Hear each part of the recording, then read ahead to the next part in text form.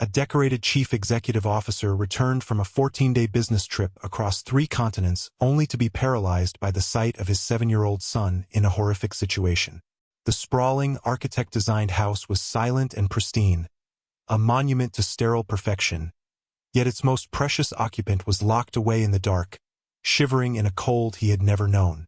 Why would a child be caged like an animal in his own father's house? And who truly deserves to be brought into the light?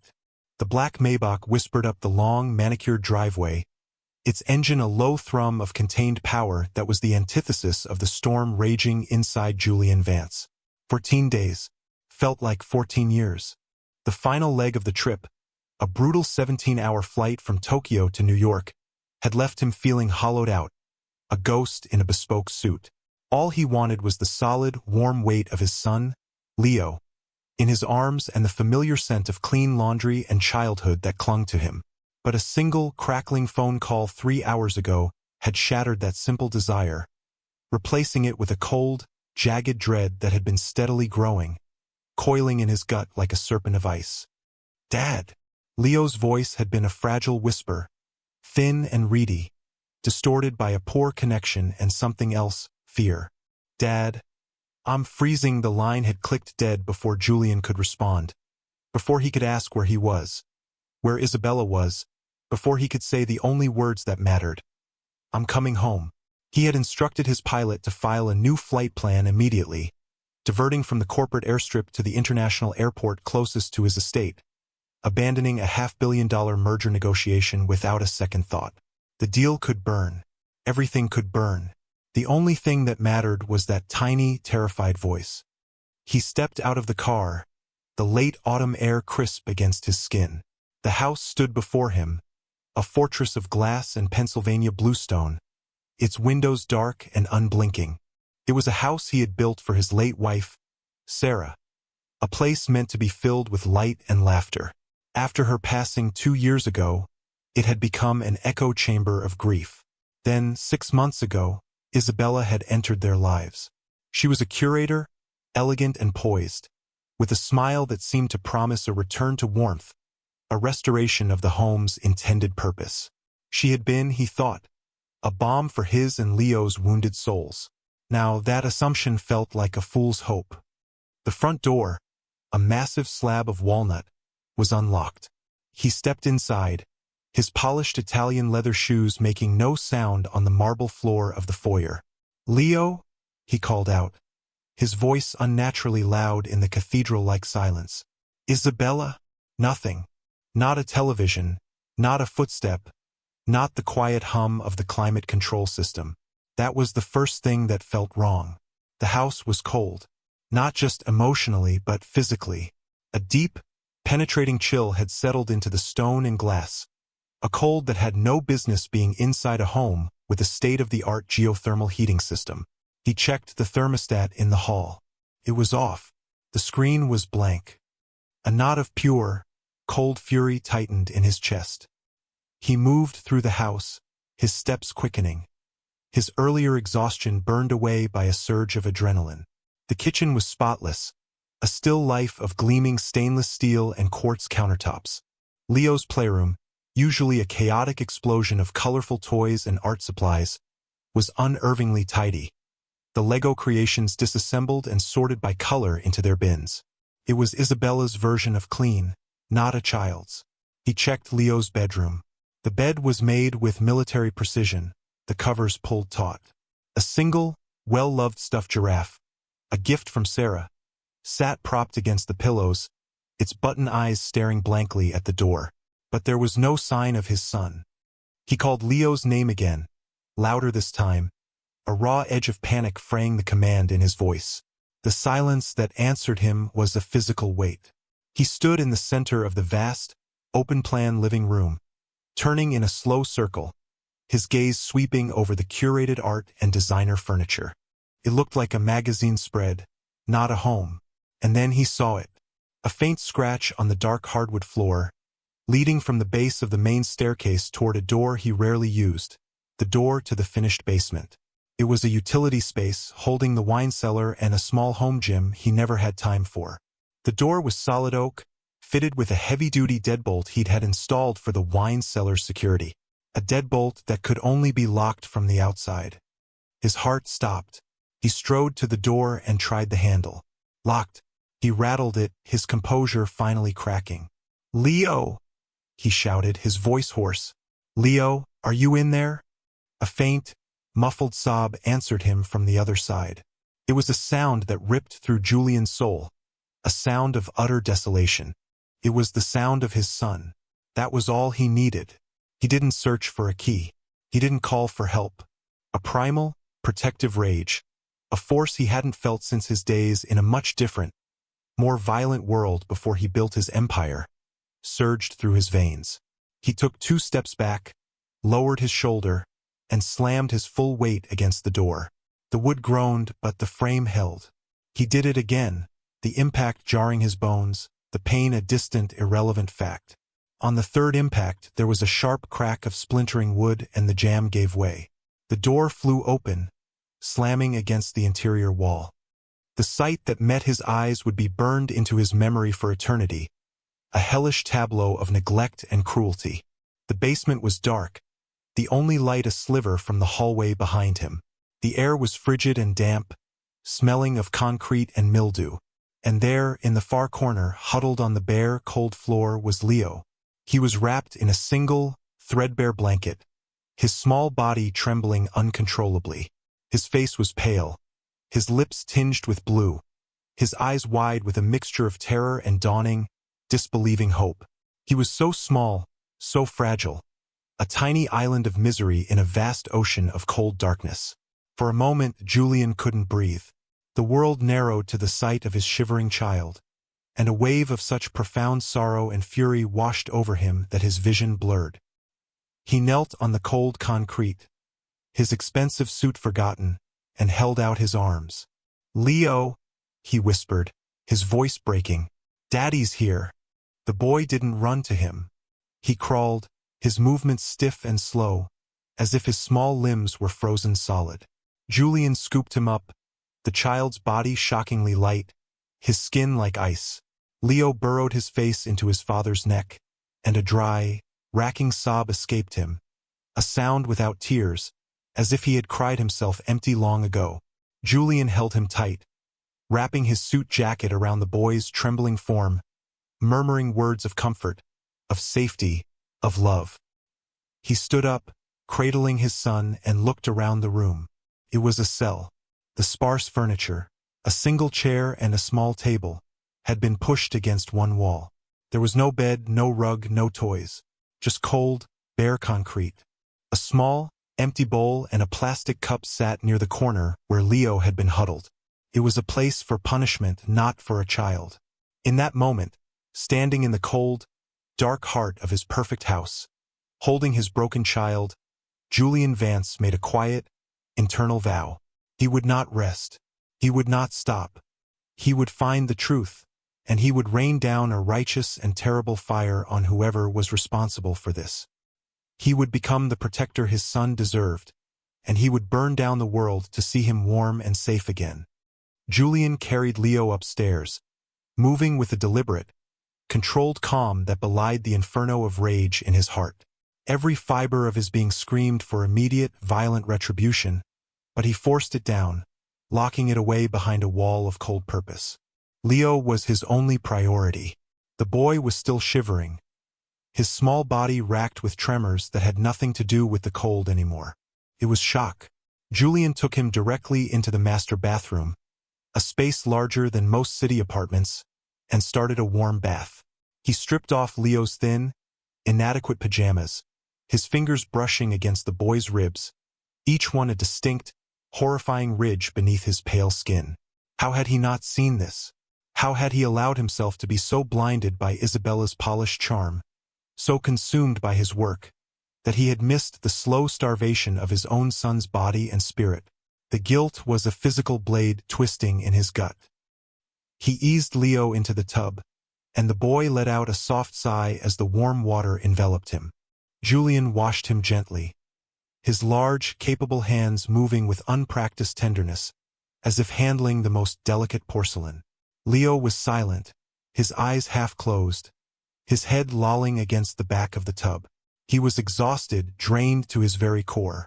After the bath, Julian wrapped him in the thickest, softest towel he could find and carried him into his own bedroom, bypassing Leo's.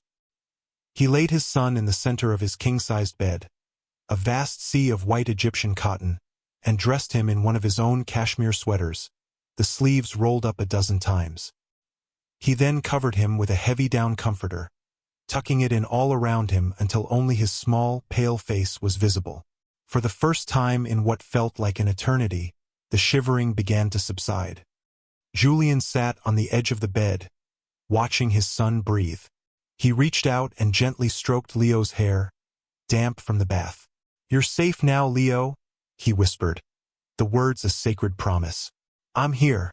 I'm never leaving you again." Leo's eyes fluttered open, and he looked at his father, a profound, soul-deep weariness in his gaze. He didn't speak, but he reached out a small hand from beneath the covers and clutched Julian's. It was enough. It was everything.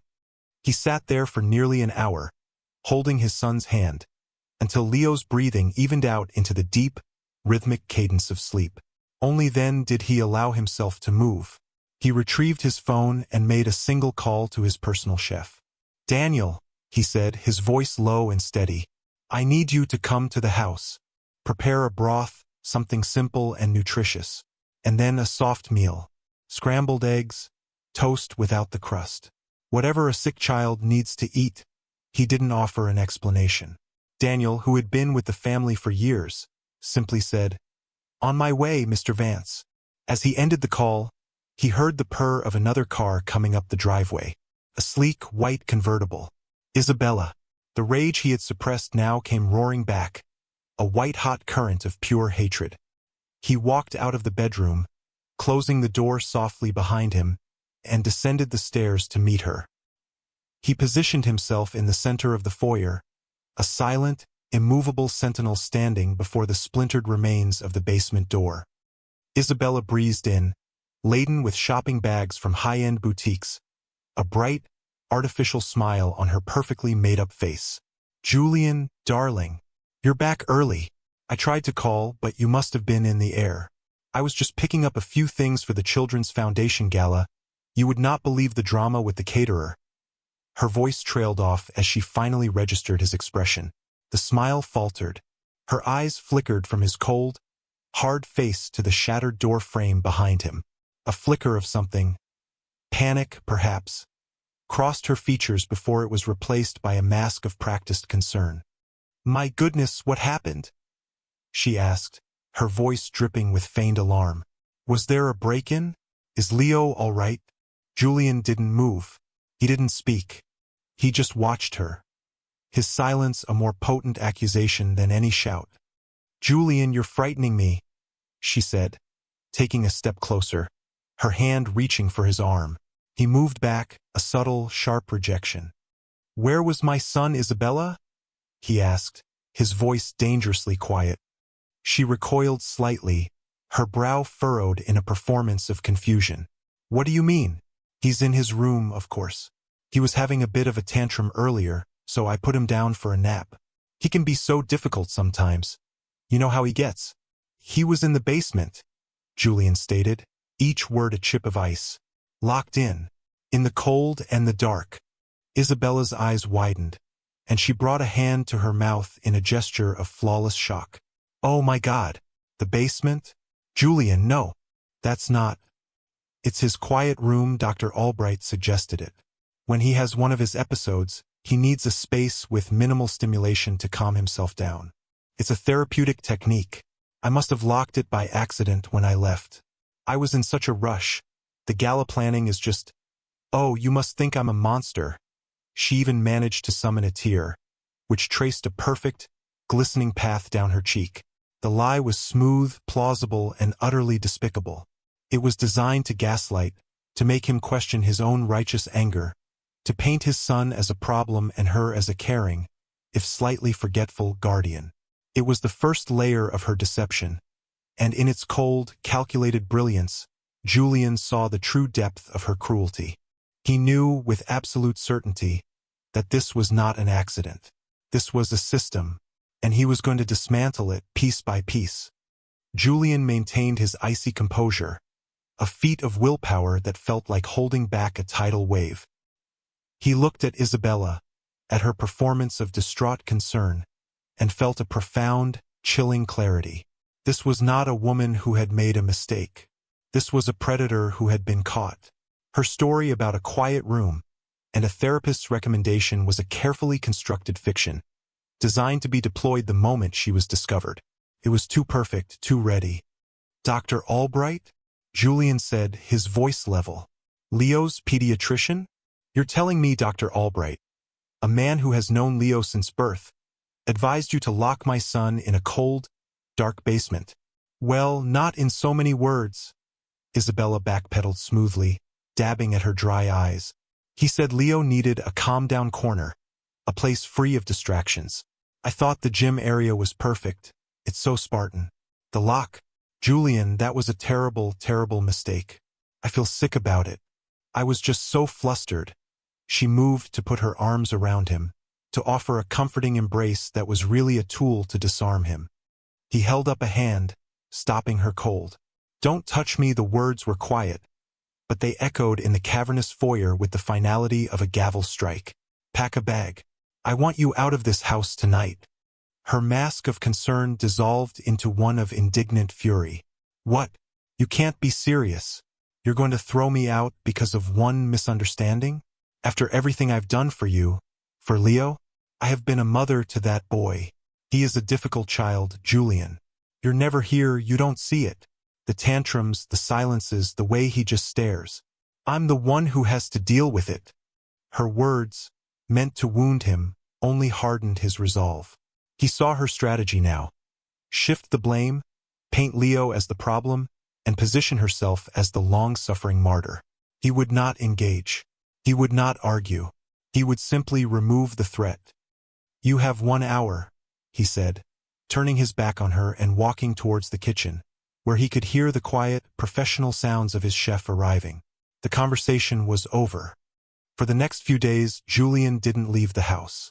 He canceled all his meetings, delegating control of his multi-billion-dollar enterprise to his trusted COO. His world shrank to the quiet confines of his home.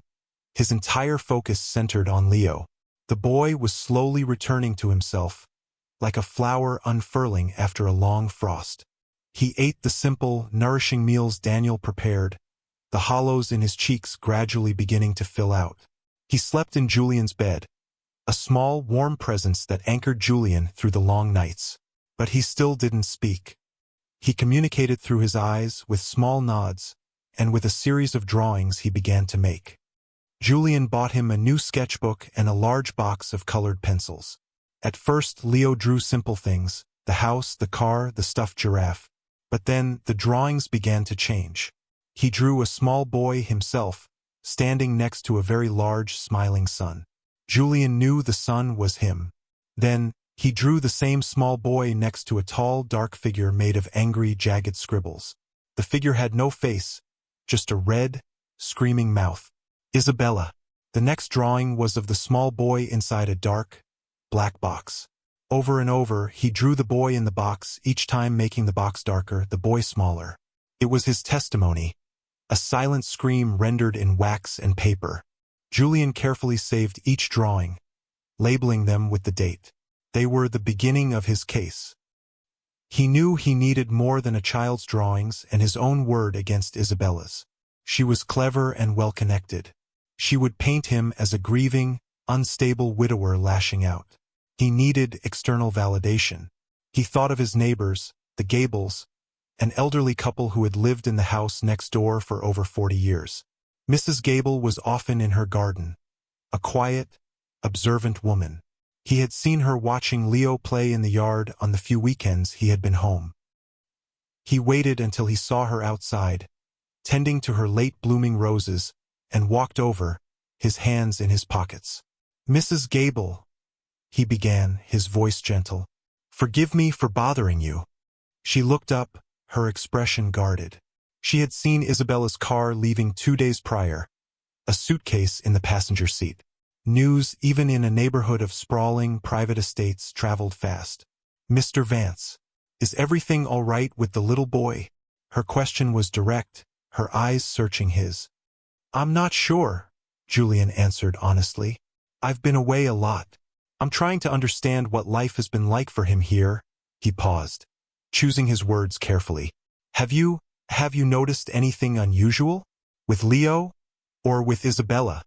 Mrs. Gable hesitated, her gaze dropping to the rose she was pruning. She was a reluctant witness, afraid of getting involved, afraid of the woman with the perfect smile and the cold eyes. Julian could see the conflict on her face. Please, he said, his voice low and earnest. It's important. For Leo's safety. That was the key. The mention of the child's safety seemed to unlock something in her. She sighed, a weary sound, and looked back up at him. She has a sharp tongue, that one, Mrs. Gable said quietly. I've heard her, when she thought no one was listening. The things she would say to that sweet boy, calling him ungrateful. A little stone vicious things. She paused, her eyes welling up. And I saw him, in the yard, sometimes for hours, without a proper coat. He'd just stand there, by the fence, staring at our birdbath, like he was waiting for someone. Her voice broke. I should have said something. I should have called someone. But she's an important woman. I was afraid. Julian's heart ached for this kind woman's fear, but a cold, hard piece of evidence was slotting into place. Neglect, verbal abuse, corroboration. You've said something now, Mrs. Gable, he said, his voice thick with gratitude. And that's what matters. Would you be willing to write down what you've told me? Just a simple statement of what you saw and heard. She nodded, wiping a tear from her cheek with the back of her gardening glove.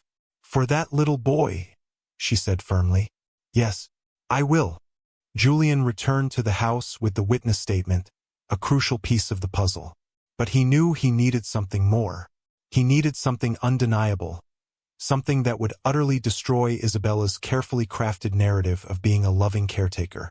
He needed a smoking gun. He resolved to search every inch of the house that had been under her influence, to peel back the layers of her life until he found the rotten core. He started in her former rooms, the guest suite she had made her own. It was, like the rest of the house, immaculate. She had taken her personal belongings, but she had been in a hurry. Perhaps she had missed something. He opened closets, checked drawers, looked under the bed. Nothing. He moved to the ensuite bathroom, with its marble vanity and pristine fixtures. He opened the medicine cabinet. Bottles of expensive perfume, half-used jars of designer face cream. And, tucked away at the back, behind a box of cotton pads, he found it. A small silver flash drive.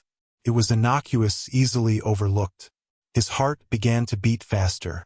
He pocketed it and headed for his office, a deep-seated instinct telling him that he was holding the key to unlocking the entire truth. Julian slid the flash drive into the USB port of his laptop, a sense of grim anticipation settling over him. He was a man who dealt in data, in quantifiable facts and projections. He knew that information was power, and he prayed this small piece of technology held the power to bring justice for his son. A single folder appeared on the screen, labeled My Angel. He clicked it open. It was filled with hundreds of photos and videos.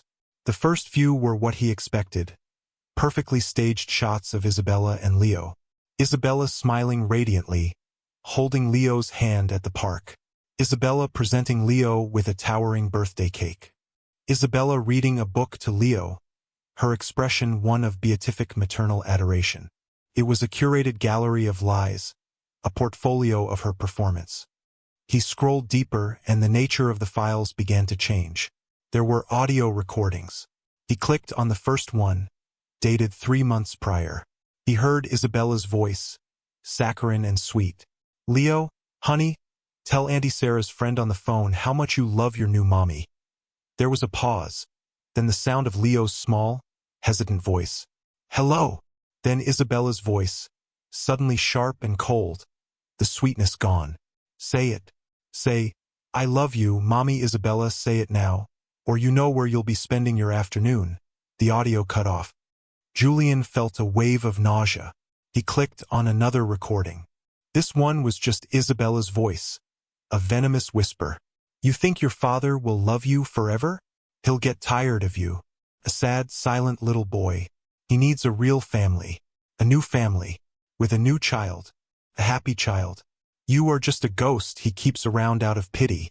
He listened to a dozen more, each one a fresh new hell. Her systematic campaign of psychological abuse, of threats and manipulation, was laid bare. She was trying to erase Sarah's memory, to isolate Leo, to break him down until he was a pliable accessory to the perfect life she was constructing for herself. But it was the final folder that contained the true smoking gun. It was labeled Nanny Cam. She had installed a hidden camera in Leo's playroom, likely to monitor the part-time help, but she had forgotten to turn it off. He opened the most recent video file. The timestamp was from the day before he returned. The camera's view was of the entire playroom. Leo was sitting on the floor, quietly building a tower of blocks. Isabella entered the room, her phone pressed to her ear. Yes, of course the gala will be a triumph, she was saying, her voice bright and charming. We're hoping to raise over 2 million for underprivileged children. It's so important to give every child a voice, isn't it? She laughed, a light, musical sound. As she ended the call, her face changed. The smile vanished, replaced by a sneer of irritation. She looked down at Leo. What is this mess? She snapped. Leo flinched, and his arm accidentally knocked over his block tower. The blocks clattered across the hardwood floor. Isabella's face contorted with rage. You clumsy little brat. I just had this room cleaned. You do this on purpose, don't you? To make my life difficult. She grabbed Leo by the arm, her fingers digging into his flesh, and hauled him to his feet. Leo cried out, a small whimper of pain. Oh, stop your sniveling, she hissed, her face close to his. You want something to cry about? Fine. You can go to the quiet room. You will stay in there until you learn to be grateful for everything I do for you. You'll stay there until your father gets home, and you will tell him you were naughty and that you asked to go there. Do you understand me? She dragged him, struggling, out of the camera's view. A few moments later, the sound of the basement door slamming shut and the deadbolt clicking into place echoed on the recording. Julian stared at the screen, his hands clenched into fists so tight his knuckles were white. He had it. Undeniable, irrefutable proof. Her words, her actions, the slam of the door. It was all there. He felt no triumph, only a vast, cold ocean of fury. He copied the entire contents of the flash drive to a secure server, creating multiple backups. He saved the video of the playroom incident as a separate file, labeling it simply, evidence. This was the weapon he would use to destroy her. His mind was already working, formulating a plan. A quiet call to the police would be too simple. It would lead to a private, messy legal battle. She would hire the best lawyers, spin her lies, and perhaps walk away with a slap on the wrist. No, that wasn't enough. Her crimes were not just against Leo, but against the very idea of trust and love. Her punishment needed to be as public as her facade. She had built her identity, her career, her entire social standing on a lie of compassion and charity. He would burn that identity to the ground in the most public forum imaginable, her own charity gala. He picked up his phone and dialed a number he knew by heart. Marcus, he said when the call was answered. It's Julian. I need your help. I'm going to war, and I need my best soldier. Marcus Thorne, partner at one of the city's most formidable law firms, had been Julian's friend since they were scholarship students together at Harvard. He was sharp, relentless, and fiercely loyal. He listened without interruption as Julian laid out the entire story, from the phone call to the video evidence. The only sound on the other end of the line was a heavy, stunned silence. When Julian finished, Marcus's voice was low and tight with controlled fury. I'm on my way. Don't do anything. Don't contact her. Don't even look at her social media. Just stay with your son.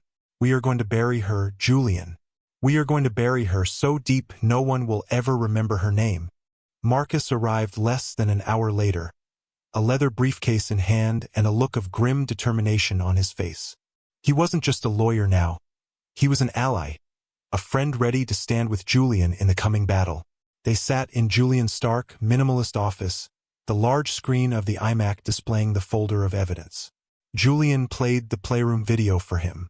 Marcus watched, his expression hardening from professional concern to personal disgust. When the sound of the deadbolt locking echoed through the silent office, he let out a slow, deliberate breath. "She's a sociopath," Marcus said, the legal analysis and human judgment merging into one. The public persona, the charity work. It's the perfect cover.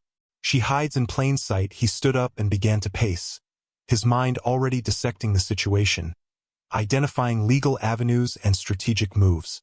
Okay, first things first. We file for an emergency order of protection and sole custody. It'll be granted ex parte the moment a judge sees this video. She'll be legally barred from coming within 1,000 feet of you or Leo. That's for immediate safety. But you're right, that's not justice. That's just the first step. Her gala, Julian said, his voice flat. The Children's Foundation benefit. It's in 3 days. It's her coronation. She's being honored with some humanitarian award. The irony was so grotesque it was almost surreal. Marcus stopped pacing and a slow, cold smile touched his lips. "Oh, that's perfect," he breathed. "It's absolutely poetically perfect. She's building her own stage. We'd be fools not to use it." They spent the next 2 hours mapping out their strategy. It was a two-pronged attack. The first was legal.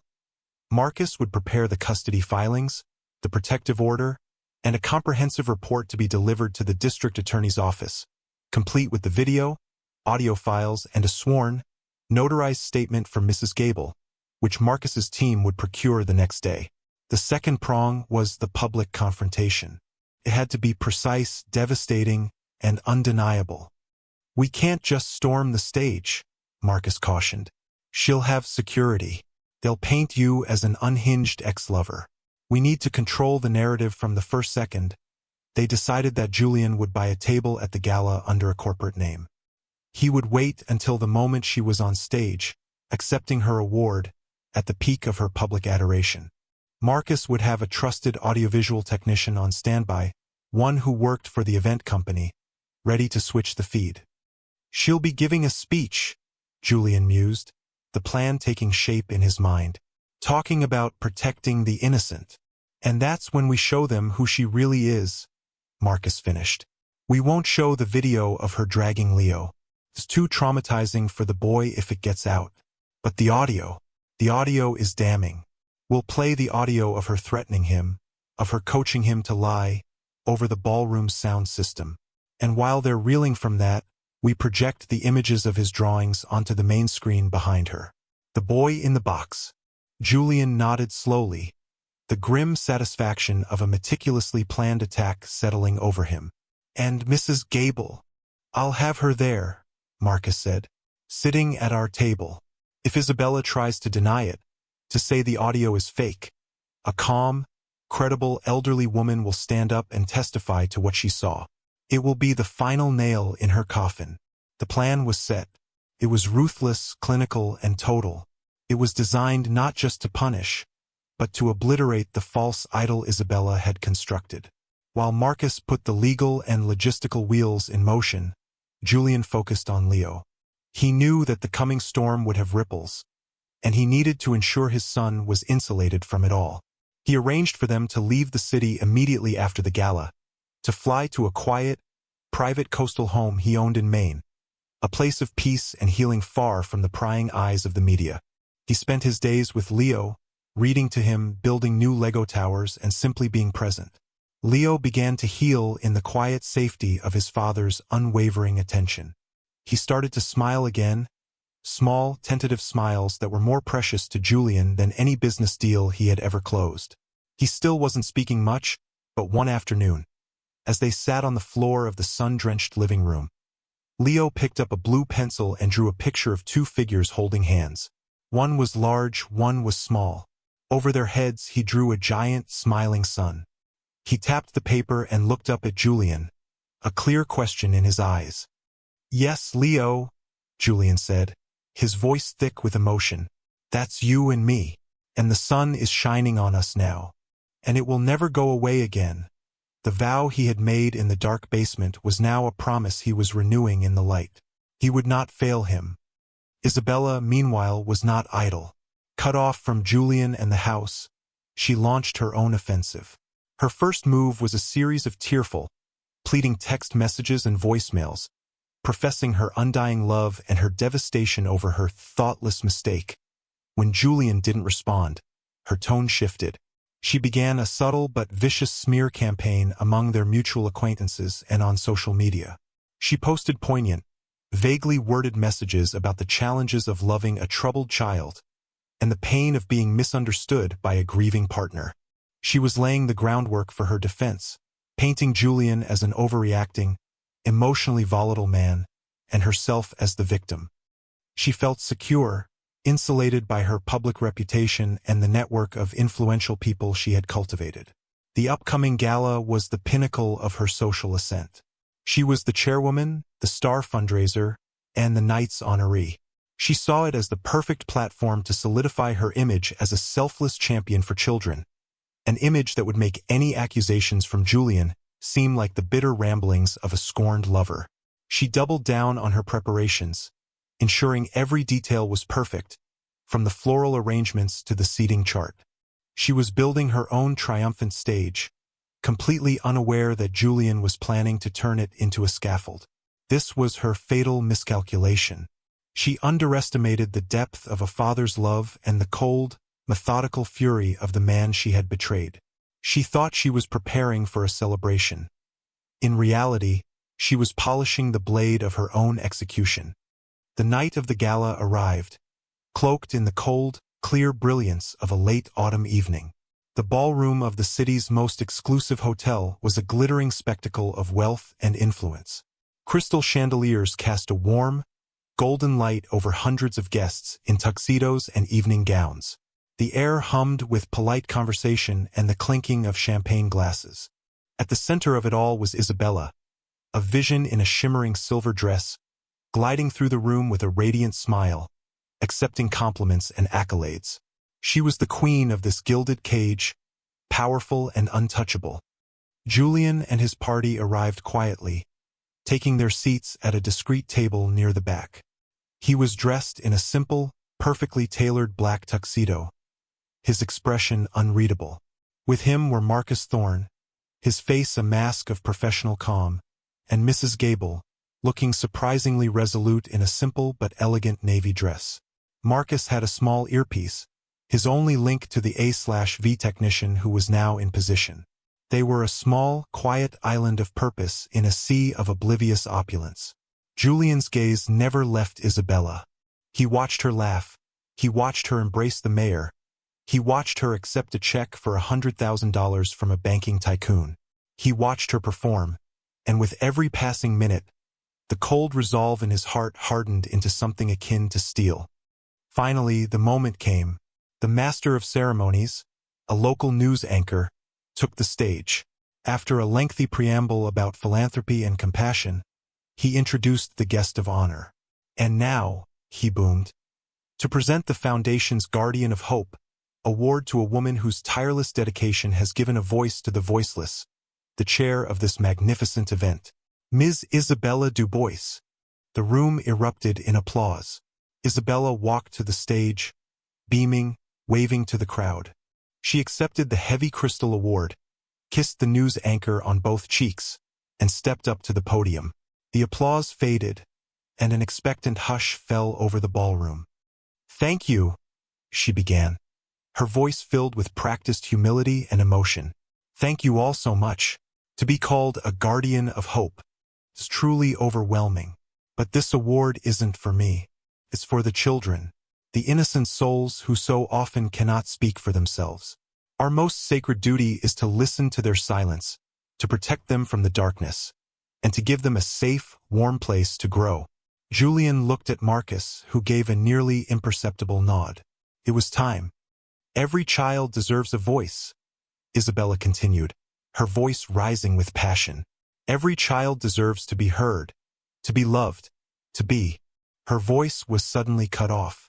A loud electronic crackle echoed through the sound system, followed by a moment of dead air. Isabella tapped the microphone, a flicker of annoyance crossing her face. And then, a new sound filled the room. It was her own voice, but it was not the warm, compassionate tone from the stage. This voice was a cold, venomous whisper, amplified to fill every corner of the grand ballroom. You think your father will love you forever? He'll get tired of you. A sad, silent little boy. A confused murmur rippled through the crowd. Isabella's face went pale. She stared wildly at the sound booth at the back of the room, her eyes wide with panic.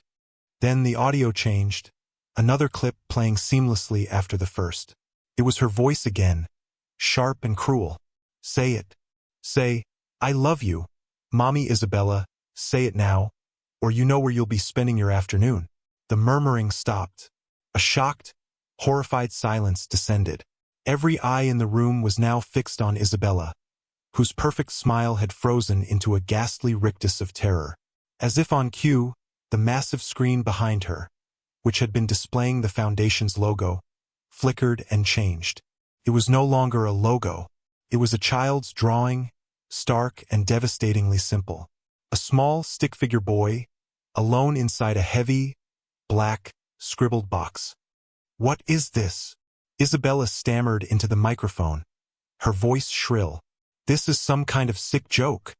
Another drawing flashed onto the screen. The boy in the box, smaller this time, with jagged blue lines all around him, a child's depiction of unbearable cold. Then another and another. A silent, heartbreaking slideshow of a little boy's imprisonment, created by his own hand. From the back of the room, Julian's voice cut through the silence, calm, clear, and resonant with cold fury. He didn't shout. He didn't need to. He stood up, and every head turned towards him. That is the voice of my son Leo, he said. The microphone at his table now live. And those are his drawings, his testimony. That is his safe, warm place to grow. Isabella spun around, her eyes locking on Julian. He's lying, she shrieked, her composure shattering completely. Julian is a bitter, unstable man. He's twisting things. That audio is fake. Those drawings mean nothing. I am afraid they mean everything, a quiet, steady voice said. Mrs. Gable, with Marcus at her side, stood up. All eyes turned to the elderly woman. My name is Eleanor Gable. I am Mr. Vance's neighbor. I saw that little boy, Leo, left outside in the cold for hours. I heard this woman, she pointed a trembling but resolute finger at the stage, call that child vicious, cruel names. I saw the fear in his eyes. I am ashamed that I did not speak up sooner, but I will not be silent any longer. The 1-2 punch of the audio evidence and the credible eyewitness testimony was devastating. The crowd began to murmur again, but this time the tone was one of revulsion and anger. Isabella's world was collapsing around her in real time. Her face, stripped of its elegant mask, was now a canvas of pure, cornered rage.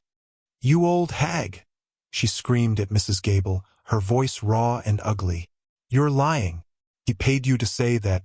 And you, she whirled on Julian. You will regret this. I gave you everything. I tried to make a family for you out of the broken pieces of your life, and that thing, she gestured wildly at the screen, at the drawing of the boy in the box, was a millstone around our necks. He is a cold, empty, ungrateful little freak, and he deserved every second he spent in that basement to think about it. A collective gasp went through the ballroom. In her rage, she had confessed. She had admitted everything, her pathetic, self-serving justification hanging in the air like poison. The mask was not just shattered. It was vaporized, revealing the hideous monster beneath. In the back of the ballroom, 2 uniformed police officers, who had been waiting discreetly with a plainclothes detective Marcus had briefed, began to move purposefully towards the stage. Isabella's rant dissolved into a pathetic, sobbing breakdown as she saw them approaching. Her reign was over. Justice, swift and public, had arrived. The aftermath was as swift and total as the public confrontation had been. Isabella's arrest at the gala became an immediate media firestorm. The story was a perfect storm of scandal. A beloved philanthropist revealed as a monster, a stoic, powerful CEO fighting for his son, and the undeniable, heartbreaking evidence of the drawings and audio recordings. Isabella's carefully constructed world was not just dismantled. It was annihilated. Her influential friends abandoned her overnight, issuing public statements of shock and condemnation. The Children's Foundation immediately removed her from its board and publicly rescinded her award, rebranding the gala as a triumph of truth and a testament to the resilience of the children we serve. Marcus Thorne handled the legal proceedings with brutal efficiency. Faced with the mountain of irrefutable evidence, the video, the audio, Mrs. Gable's testimony, and a damning report from a child psychologist who evaluated Leo, Isabella's high-priced legal team could do little more than plead for mercy. There was no trial. She accepted a plea bargain to avoid having the full Playroom video released to the public, pleading guilty to multiple felony counts of child endangerment and abuse. The judge, a stern woman who had seen the evidence in her chambers, was unmoved by Isabella's tearful, scripted apology. She sentenced her to the maximum term allowed by the plea deal, 15 years in a state penitentiary, with no possibility of parole for the first 10. Julian had shielded Leo from the entire process, ensuring his son's name was never mentioned in the press and that his privacy was sacrosanct. Justice was served, not in a blaze of vengeful glory, but with the cold, quiet, and definitive finality of a prison door slamming shut. Months passed. The chill of autumn gave way to the deep freeze of winter, and then, slowly, to the tentative warmth of spring. Far away from the city and its lingering ghosts, on a rugged stretch of the Maine coastline, a new life was taking root. Julian had sold the great stone and glass house, that monument to a past filled with both love and sorrow, and had moved with Leo into a rambling, cedar-shingled cottage perched on a cliff overlooking the Atlantic. The house was filled with light, the scent of salt and pine, and the sound of the ocean crashing against the rocks below. It was a place of healing. Julian had stepped back from the day-to-day operations of his company, promoting his COO to CEO and taking on a less demanding role as chairman of the board. His days were no longer measured by stock prices and quarterly reports, but by the rhythm of the tides and the progress of his son. He had become a father in the truest sense of the word. He learned to bake bread, to identify constellations, to build magnificent sandcastles that were reclaimed by the sea each evening. He learned the specific cadence of his son's quiet contentment and the subtle signs of his lingering anxieties. Leo, in turn, began to flourish. The silence that had enveloped him like a shroud slowly began to recede. It started with single words. "More, please, look." Then, one afternoon, as they were walking along the beach, a seal popped its head out of the water. Leo pointed, his eyes wide with wonder, and for the first time in nearly a year, he spoke a full, clear sentence. "Dad, look, a water dog." Julian had stopped, a grin spreading across his face so wide it felt like it might crack. He had scooped his son up into a hug, spinning him around, their shared laughter carried away on the sea breeze. It was a turning point, a milestone more significant than any corporate merger. The drawings changed, too. The black boxes and jagged, angry figures disappeared, replaced by vibrant, colorful scenes. There were pictures of their cottage with cheerful smoke curling from the chimney, pictures of boats on a sparkling blue ocean, and countless pictures of a big man and a little boy, always holding hands, always under the warm, watchful eye of a giant, smiling sun. Julian framed the best one, the one of them on the beach with the water dog, and hung it in the heart of their home, the living room, over the stone fireplace. It was their new family portrait, a testament to their survival and their love. One evening, as a storm raged outside, they sat by the fire, warm and safe, reading a book. Leo, snuggled against his father's side, looked up from the page and said, his voice soft but clear, "I'm not cold anymore, Dad." Julian paused, his heart swelling with a love so fierce and protective it almost hurt. He closed the book and wrapped his arms around his son, holding him close. "No, son," he whispered into Leo's hair, the crackling fire and the roaring wind standing sentinel around them. You will never be cold again. I promise. It was a promise made not in anger and darkness, but in warmth and light. It was the end of one story and the beginning of a much better one. We have witnessed a story of profound darkness giving way to an even more profound light.